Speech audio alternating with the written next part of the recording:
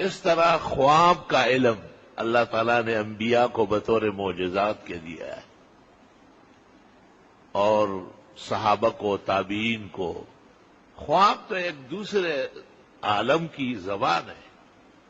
انگریزی میں خط آیا، میں نہیں آتا، بھئی جو جانتے ہیں وہ پڑھ لے کیا لکھا ہوا ہے۔ امام محمد ابن سیرین مشہور ہے اس میں۔ ہمارے امام اعظم ابو حنیفہ نے بچپن میں خواب دیکھا تھا، کأنہ ینبش قبر رسول اللہ صلی اللہ علیہ وسلم، کہ گویا وہ قبر رسول کو کھود رہے ہیں۔ بظاہر کتنا ڈراؤنا خواب ہے۔ کسی بچے کو آپ سنیں کہ وہ کہے میں قبر رسول کو کھود رہا ہوں۔ حضرت کے والد صاحب یا ان کے دادا امام ابن سیرین کی خدمت میں گئے، حضرت حیات تھے امام محمد ابن سیرین۔ انہوں نے خواب سنا اور بہت ہی دل بستگی کا اظہار کیا۔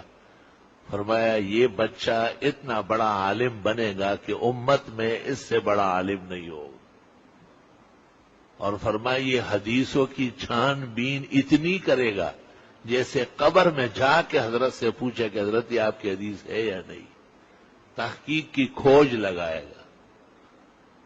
تبییض الصحیفہ فی مناقب ابی حنیفہ میں جلال سیوطی نے لکھا ہے کہ ابن سیرین کی تعبیر حرف بحرف امام اعظم میں اللہ نے صادق فرمائی۔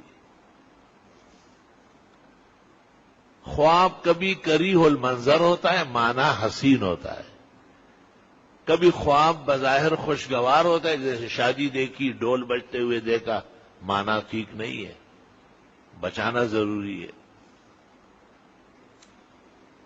تو دو علم کی طرف توجہ کم سمجھ لے علماء کرام کی، یا یہ ادق علوم تھے اور توجہ نہ کرنے کی وجہ سے آہستہ آہستہ اس سے مناسبت تقریباً ختم ہو گئی۔ فَإِلَى اللَّهِ الْمُشْتَكَى۔